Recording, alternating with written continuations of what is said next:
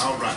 Beautiful passages, aren't they? Okay, just kind of lift your spirit. You say, oh, Jabez. Oh, Jabez.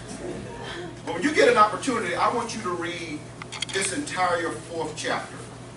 Okay, not tonight, not while I'm teaching. Okay, you can do that on your time. This is my time now. Okay, all right. But when you get a chance, I want you to read the entire 4th chapter of 1 Chronicles, because you're going to discover something. That in that particular chapter, you have the genealogy of Judah. Throughout that chapter, it says this man begat this person, and this person. This man begat this person, and this person, and this person.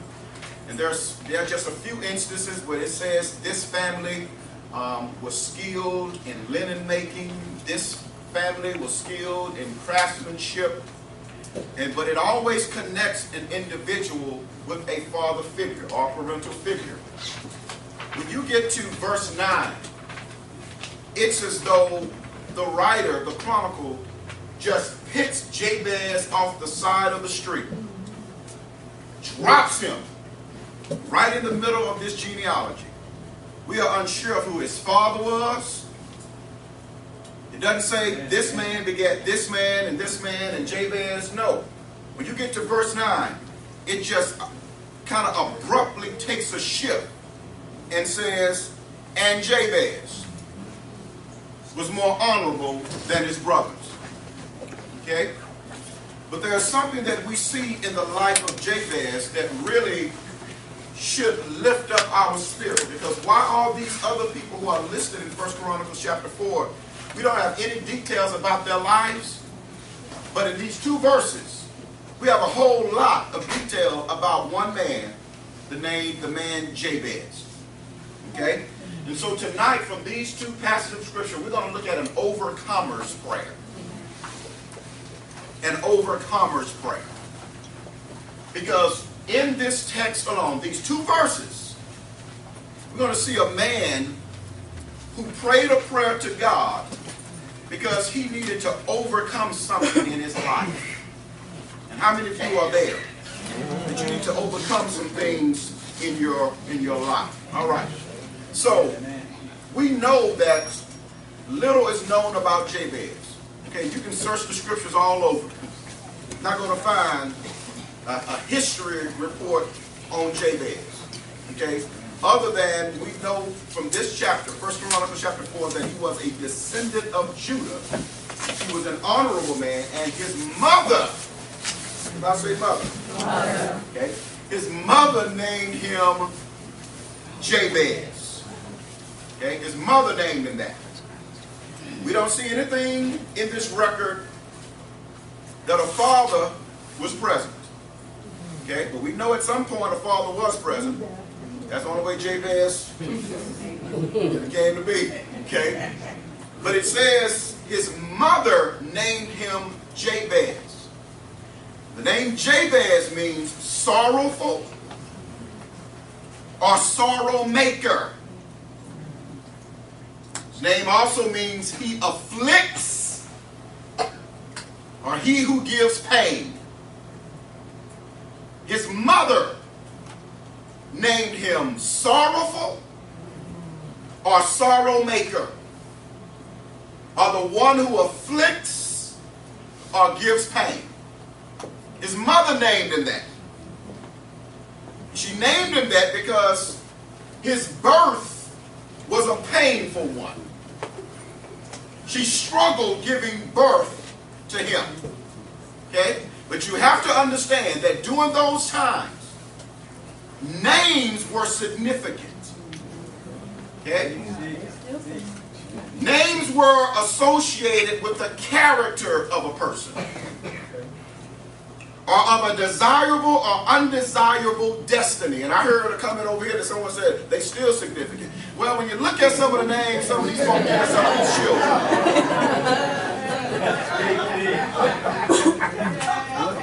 I mean, really, okay? But when you talk about in those Near Eastern times, when they gave a name to an individual, it spoke about the character of the person. Okay? whether they were going to have a desirable outcome or an undesirable destiny. Okay? So in Jabez's case, there was a fear that evil consequences might follow him for the rest of his life. And the Bible says she named him Jabez because she bore him in pain. Before he'd ever had an opportunity to make a name for himself, his mother, as a consequence of her own pain, named him according to her painful circumstances. So can you imagine Jabez, 5 years old, 6 years old, and everywhere he goes, someone calls his name. Here comes pain. Here comes that sorrow maker. Here comes the one who gives pain. Can you imagine Jabez trying to get a date? What's your name? Jabez. He who gives pain. I pass.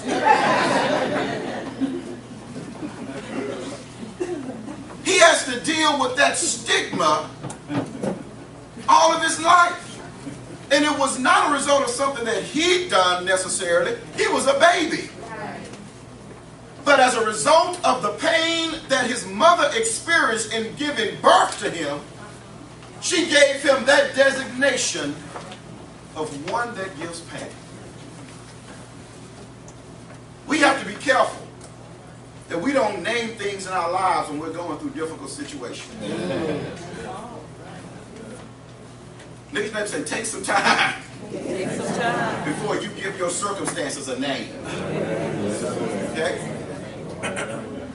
So she names this boy, she names him Jabez. But this was not the only time that a situation like this occurred. Okay? Look with me at Genesis 35. Genesis 35, verse 18. Okay? This is the record of Jacob and his wife Rachel. Okay? I want you to notice something here. Because the Bible says, when you read that entire passage in its context, it says Rachel is now having problems in her childbearing. Okay? As a matter of fact, she died. Okay? The text said it came about as her soul was departing, for she died, that she named her son Benoni. Okay? But in this instance, the father was present. And he said, no, we're not going to call him Benoni. We're going to call him Benjamin. Because here we have another individual who, because of the pain of her circumstances, was going to give a name to what she was birthed based on her circumstances. But there was someone who stood up and said, no, we're not going to name this child based on your circumstances. Because the name Benoni means son of my sorrow. Okay? You have to be careful who you give designations to. And what designation you give to a person. Because every time you see that person, or you see that situation, if you've already given it a name, and you've named it based on your painful circumstances, every time you look at that, or every time something comes in your life that reminds you of that situation, you're going to see the son of my sorrow. One of the reasons many people cannot overcome the obstacles in their lives is because every time they face an obstacle, they go back to a point of sorrow in their lives. And it's as though they are rehearsing the event over and over and over again. That's why the Bible says, listen, let the weak say, even though you may be weak. Don't say I'm weak. Say I'm strong. So if your situation feels like a sorrowful situation, don't give that situation a name, son of my sorrow. Give that situation a name, God's going to bring me through. Amen. Your perspective on life and who your God is ought to dictate the names you give to certain things. Okay? So she says, I'm going to name him son of my sorrow. But his daddy says, no, his name's going to be Benjamin. Benjamin means son of the right hand.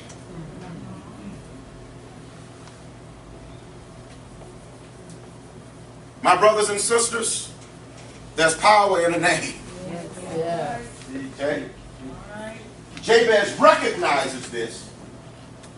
And so Jabez gets to a point in his life where he says, listen, I'm tired of living with this stigma. My mama gave me this name. Everybody knows me by this name.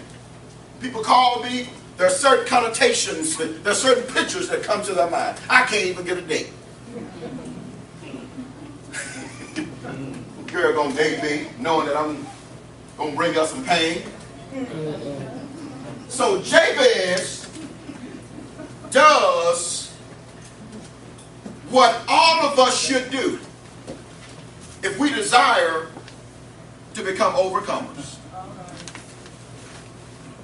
Instead of talking to his friends, the Bible says he called on the name of the Lord. He called on God. Okay? The prayer of Jabez places on a canvas the desires of a would-be overcomer. This is what this prayer does. The words of Jabez literally place on a canvas for all of us to see the desires of a would-be overcomer. If you want to be an overcomer, Jabez says, this is how you ought to talk to God. Here's some of the things that need to be in your prayer. And if you have some mountains in your way right now that you need to overcome, Jabez says, let me help you out there. Because I was there. My mama gave me a name that restricted me from going in certain places. My mama gave me a name that when they were issuing out promotions on the job, when they saw my name, they said, uh-uh. My mama gave me a name that when other kids were having birthday parties, sending out their invitations, and my name came up, they said, no. We need this to be a happy occasion. If he comes, it's going to turn into... Yes, ma'am. Even at some companies, people look at your name before they decide to give you a job. Oh, yeah. They're going to look at the right person in that role. They want to give you That was a report. It was done a couple of weeks. I don't know if it was about a New York Times or it was one global, nice newspaper, and they showed the resumes of two different people. They had done an investigation, and both of them had the same last name but different first names. I think one of the first name was Dia Money something. It was, and the other one was just this plain name, started with a D, just a plain name. And they found out that the company, when they saw the name that kind of had some stuff with it, they didn't even read the person's resume. But when they put both resumes side by side, they had the exact same qualifications. Why y'all didn't look at his resume? Stop naming your children! All this crazy stuff. You're driving on the side of the highway and you see something, oh, that'll be a cute name. No, it won't! Give your child a name You can fit. that ain't gonna hinder them when they put their name on a resume. At least give your kids a fighting chance. Yes, ma'am. My mom, when she named all my 5 kids, and she named us all, she said resume friendly names because she was born in the South, and her name is Enola. And she would always get looked over, so she gave us like Clyde, Anna, Christine, Mona, Jennifer. So we all, on paper, have a fair chance at the next job that she didn't. So she was adamant on that. Yeah. Let's pass this bit of wisdom down. Generation. Resume friendly. Okay? If you're going to name a child something, research the name. Okay, I was so happy when I found out my name meant warrior. When I found out my name meant warrior, I wanted to go out and buy swords everywhere. Yeah, hey. But got them little babies, 3 months old, 5 months old, room creature and all that kind of stuff. Hey, I made a mistake. You don't have to have any divine initiative. Go to the court, handle it. Yeah, it's going to be worth it in the long run. Okay? But Jabez says, listen, I want to be an overcomer. I'm tired of living beneath my potential. And so I'm praying, oh Lord, that you would bless me indeed. Okay? Now, you know I've told you that the importance of prayer, that you need to understand the word as you pray. Okay? Because God stands by his word. All right. God is not moved by your emotions. All right. So you can cry all you want. You just cry. But God is moved when you say his word back to him. Okay? So don't think God doesn't love you when you've been crying all night long. Ooh, I didn't hear from God. God, hey. Okay, you're crying. But what does my word say? Okay? God is not insensitive. But God is moved by his word. He said, heaven and earth will pass away. But the word of the Lord stands forever. See, Jabez understood this. So when Jabez says, oh, that you would bless me indeed, Jabez is remembering the promise that God gave to Abraham and his descendants. The blessing, the promise that God gave to Abraham and his descendants was that I would bless you. So Jabez is saying, wait a minute, I'm in that line. So I have a right to claim what I'm in the line for. And so I'm tired of being a stepping stool for folk. I'm about to overcome some things in my life. So, oh Lord, bless me indeed. Everybody say the blessing of God. The blessing of God. So your overcoming prayer starts with petitioning God for the blessing, for his blessing. And then Jabez says, enlarge my border. Okay? I'm spending the most amount of time here right now. Okay? Because if you want to become an overcomer, you need God to place in your spirit a desire for the expansion of territory. Okay? Everybody say territory.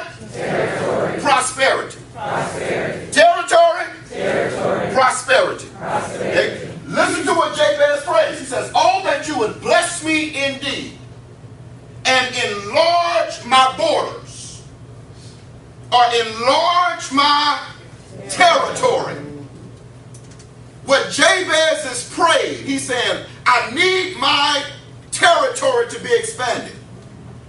Because all of these years leading up to this moment of prayer, when Jabez decides I'm going to be an overcomer, he has been restricted in his reach. His name has limited his opportunities. But now he says, no, I'm not the tail anymore. I'm the head. So these little confines that this name has restricted me to, I'm busting out of that. And Lord, I need you to expand my territory. I need you to prosper me. Okay, everybody say prosper. Prosper. Okay, now I want you to understand something. All the prosperity preaching that you're hearing today, that if you do your own research and read what the Bible defines as prosperity, the two are not going to always line up. That's right. Because when you hear the word prosperity, what's the first thing that comes to your mind? There you go. Prosperity. Money cometh. God wants you to prosper. That's the first thing that comes in our mouth. Ooh, God wants me to prosper. God wants me to have this. God wants me to have this. God wants me to have this. But when you look at this word prosperity, from Genesis to Revelation, you discover when you read instances where God blessed the king, and he said, okay, well, this king started out with 500 troops. God blessed him. Then he ended up with 10,000 troops. They had nothing to do with money. In the Bible, when the Bible talks about prosperity, it talks and it speaks to an enlargement of responsibility. An enlargement of influence. See, that's what biblical prosperity at its root is all about. Amen. It's not God blessing you with more stuff. He can do that. But what God wants to do, God wants you to use you as a vessel for his glory in the earth realm. And the only way God can do that is that you have to have some influence. I mean, if one nobody listen to you, what good are you?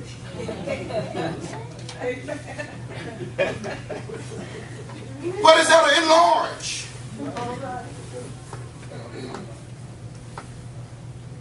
So Jabez says, based on my name right now, I don't have any influence.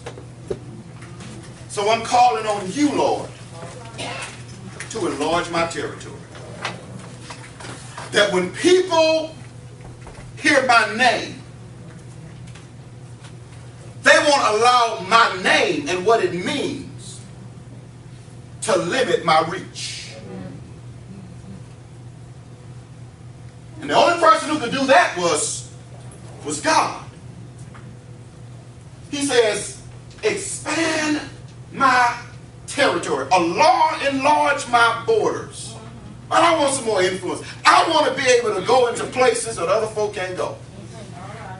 I want to be able to talk to folk who turn a deaf ear to people who have more education, more expertise. He says, I want you to enlarge my territory. And in spite of my name, okay, now I want y'all to hear me well. Okay, we know how he got his name. His name was given to him by a sorrowful mother in the midst of pain. You control what you do with your name. Okay? His mama gave him that name. Your mama gave you a name too. But how you live your life will determine what people think about when they hear your name. You can take 30 years to build a solid reputation. And one night, 1 hour, 5 minutes, you can ruin the level of influence that you once had. Just like that. I don't have time for it. I don't work too long and too hard for this name. And my daddy would kill me if I messed up the name, because it's his name too. Okay? But if you want to be an overcomer, you have to pray for the expansion of territory. And that's just not you praying, God, I need more money. I need more money. God said, I ain't studying that. I want to be able to place you in situations and in circumstances where you can give your testimony, and it will impact the lives of other people. That's what it's all about. You cannot take any of these temporary things to you with you to heaven. You're not driving your Mercedes. You're not taking your house. You're not taking your red bottom stilettos. You're not taking any of that stuff with you. But when you stand before him, one of the major questions would be, how many have you brought with you? That's influence. How many people gave their lives to Jesus Christ because of your life? How many people are members of this church because you invited them? How many people are involved in ministry because you invited them? That's what it's all about. They're not concerned about how much money you have in your bank account. How is your relationship with Jesus Christ? What has he done for you? And if he's done it for you, I believe he'll do it for me. But I don't know what he'll do for me if I don't see him doing it for you. And the only way I'm going to know what he's doing for you is you got to tell me. And the only way I'm going to listen to you is you got to have some influence. I mean, you hanging out with me at Deja Vu on Saturday night. Then calling me Sunday morning talking about, I'll pick you up, let's go to church. What? Your influence is shot. So when he talks about the expansion of territory, he's talking about enlarging our influence. Enlarging our ability to reach people. You know, the most valuable commodity in the world is not gold, it's not money, it's not oil, it's not gas, it's people. And we invest more of our lives in attaining things than we do in the lives of people. Jabez says, oh, I want to be an overcomer, and I want to impact the lives of people. So Lord, enlarge my territory. He doesn't stop there. Hand upon me. Yes. I need your hand upon me. Jabez says that your hand might be with me. That your hand might be with me. You're going to be an overcomer. You need God's hand to be with you. Okay? Write this on your notes. Y-A-D. Right behind the last thing you just wrote, Y-A-D. Okay? Yah. Everybody say Yah. You put an accent above the A. So it's a Hebrew word. Yah. Okay? It's the Hebrew word for hand. The Hebrew word for hand, Yah, has many different connotations. But the connotation is determined by the context of the particular passage that it's positioned in. And so in this particular context, as Jabez is praying, he's praying an overcomer's prayer, right? Okay? He's praying that God would do some things in his life. And he says, in order for these things to come to pass in my life, Lord, I need your hand to be with me. And based on the context, Yod in this particular passage means support. Everybody say support. Support. He says, Lord, I want to be an overcomer. I want to overcome the stigma of my past. But in order for that to happen, I need your support. Whose support is more valuable to you? Okay, we say God's. But when we find ourselves in a pickle, who do we call first? Come, don't give me the spiritual answer tonight. How often do you call God first? Come on, I know we don't do it in the church. Or we wouldn't hear things as regular as, well, all they doing is just praying.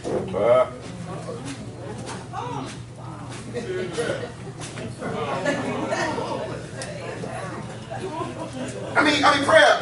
Really, Pastor, we got to come out here at 6 a.m. just to Yeah, some of y'all didn't see you here. Yes. That's just my plug right there. It's too early in the morning, Pastor. I mean, I can pray from my bed. That wasn't a charge.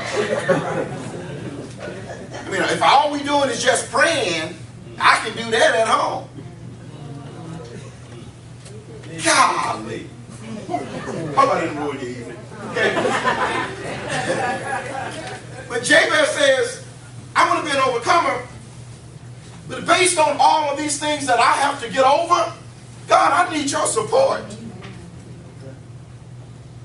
I need your support. Because I know me. And it is here that I insert myself into the text. Because I know me. Look at your neighbor and say, you know you too. There are times that I run into folk, Reverend Rogers, who knew Ray Ray.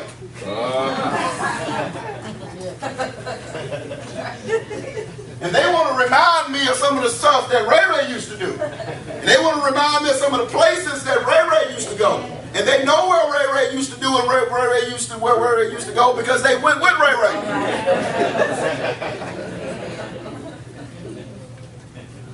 And the more they remind me of what Ray Ray used to do, if I'm not careful, Ray Ray's old mentality. Okay, I know I used to do that, but I know, I hear you, I know, but all right now. And then that flesh starts to rise up. And it's in those moments that I need God's support. I need his hand to be with me. Say, hold on, boy, hold on. You about to blow it. You about to damage your witness. It's in those moments that I need God's support. Because as you are on this trek to becoming an overcomer, opportunities will present themselves. And the more opportunities that present themselves, you'll be faced with a whole lot of decisions. Decisions that say, will I accept the bribe? And no one will know about it. Or will I do this thing with integrity? Yeah, that's a lot of money they're offering me for my vote. But integrity says you can't buy. And I know this looks good. I could take my family on a vacation. I could buy my dream car. Lord, I need your support. Okay? We have young people in here, so I'm going to try my best to keep this PG. My second year in college, I was working at a department store. And there was a young man who was working there. He was older than, probably about 7, 8 years older than me. And he was a school teacher in the district that I graduated from. So one day he came and he said, you know, how you doing in school? I'm cool. And he was like, you know, I know it gets hard sometime in college. And, you know, if you ever need anything, just give me a call. And so being a little naive and Roger, I'm like, well, cool. I'm tired of eating Roman noodles at night when I see everybody else ordering pizza. I'm tired. And one of the things my parents mock me about, even to this day, how many $1.27 checks. $1.27 was for a box of Pop-Tarts and a little carton of milk from 7-Eleven. And that's all I had. And this brother telling me, look, if you ever need anything, just give me a call. And so one day I was in college, I was hungry. Everybody else wanted to go shopping, I had no money.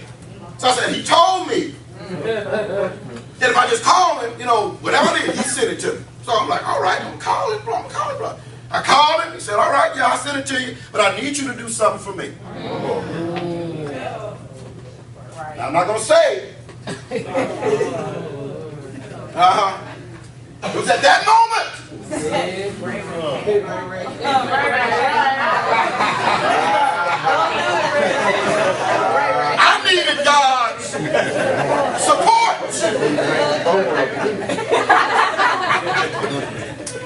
on this one hand, Yeah.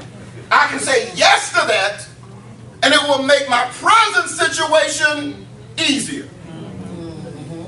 But on his other hand, here I am, the pastor, Pilgrim Rest. Been the pastor for almost 9 years now. And then going to the 10th year, breaking news. All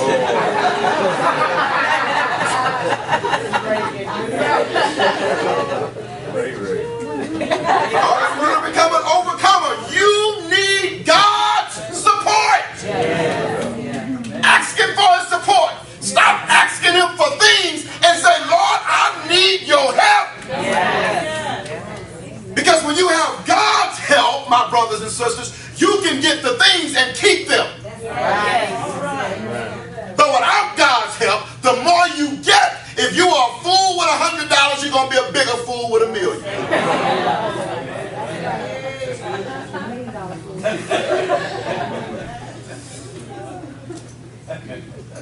He says, Lord, I pray that your hand be with me. Support me, Lord. Listen, God will support you, my brothers and sisters, regardless of your past, regardless of how people see you, regardless of how other people have labeled you based on your past. God said, when you come to me humbly and you recognize that you are tired of living in the mess that you're in, and you want to overcome your circumstances, God says, I will help you. I'm a living witness. He will do it. God has the power to do what no other power can do. And he wants to help you. Just ask him. He says, if I need your hand to be with me. And here's the last thing. You're going to be an overcomer. You need the protection of God. Yes, you do. Because as soon as you start going up that mountain, there's going to be some folk who not going they're not going to understand that. I mean, why are you changing, Ray Ray? What's your name? Montel. Why are you changing, Montel? I mean, you going to that church now and you acting all funny. You need God's protection. Jabez prays that God, that you would keep me from harm, that it may not pain me. And I want you really to get this in your spirit, my brothers and sisters. Because when the Holy Spirit gave me this revelation, it shook me to my core. All right. Because let's go back to why his mother named him that. His mother named him Sorrow because of her own painful circumstances, right? So now he's been living with this all of his life.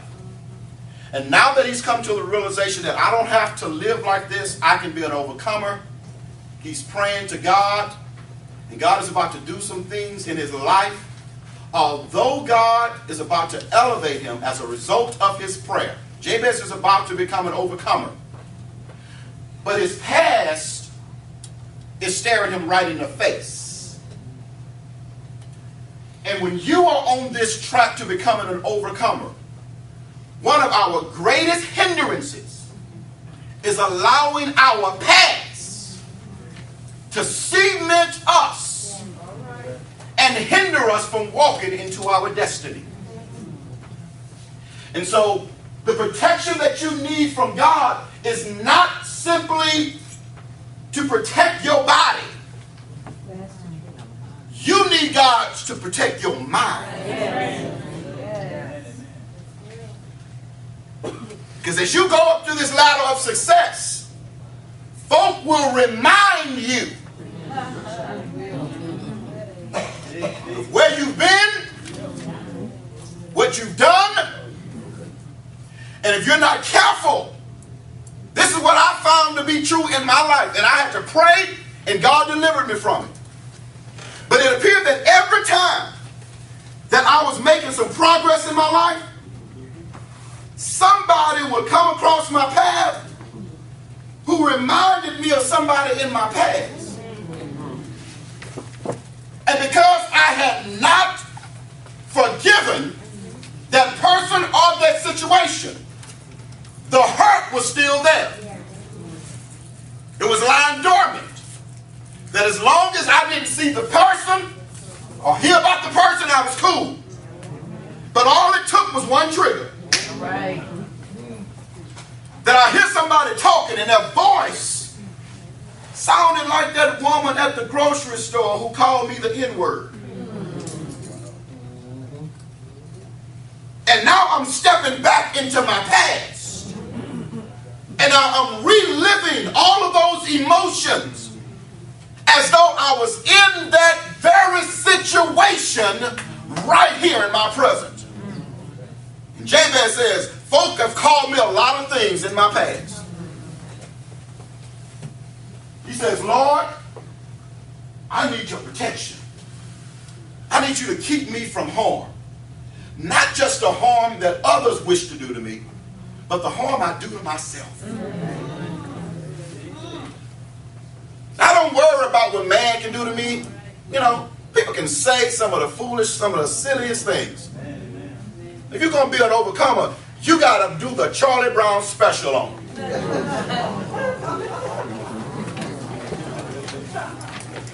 When they talking that foolishness, all you ought to turn your dial, your hearing dial to womp, womp, womp, womp, womp, womp, womp. May not sound spiritual, but it's spiritual.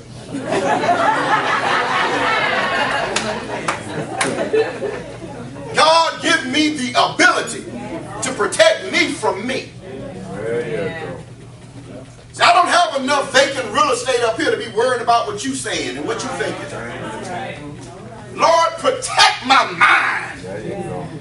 Keep me sharp. Keep me focused on you. Help me to accept criticism for what it is. But don't base my life decisions on somebody else's criticism. A lot of times folk who criticize what you do, they only criticize because they can't do what you can do. And if you allow the criticism to keep you from reaching your destiny, then they've just won the battle. So you need to pray, Lord, protect my mind. Protect my emotions. Give me a forgiving spirit. Can you imagine all that Jabez had to forgive? I mean, out of all those years, he hadn't done anything except being born. But he had to walk around with the stigma of being someone who caused sorrow, who caused other people pain. The names that he was called, the parties he couldn't go to, the celebrations where everybody else in the city celebrate, he's at home by himself because he's been excluded. But now he's walking like an overcomer. He's free in his mind. He's free in his spirit. His territory has been enlarged. But when your territory becomes enlarged, and God grants you godly influence, if your heart is not right, then you'll start taking out on people the hurts of your own past. Someone reminds you of somebody from the past, it'll trigger something in you, and you'll do harm to them, and in doing harm to them, you're doing harm to yourself. Yeah. Yes, ma'am. And that's also true in our, the pain that we feel for not living up to what we want ourselves to be. Mm-hmm. So we limit, like, whatever. I didn't accomplish, make college, or I didn't end up in a long-lasting marriage or whatever, or my children were wayward. And then we find ourselves projecting that on somebody else. Yeah. And, you know, when they come to us, that's still reliving that because we are carrying that often failure or perceived failure. Yeah. And we project that on many people, and we don't get delivered from that. So we Push that. Yeah, we carry, if you don't release it, trust me, my brothers and sisters, you're going to continue to carry it with you. I mean, that brother hadn't done anything to you, but but he's dealing with the backlash. He's like, what is wrong with this crazy woman? She's reliving the past, bringing that baggage into present relationships. So we need to ask for the protection of God. If you're going to be an overcomer, you need the protection of God. And here's our final point. I love this. Because the final thing that we read about Jabez is prayer. That God heard and God answered. I love that. That God heard his prayer and God answered. So here's where I put on my sanctified imagination. Because nowhere in the Bible does it tell us how Jabez's prayer was answered.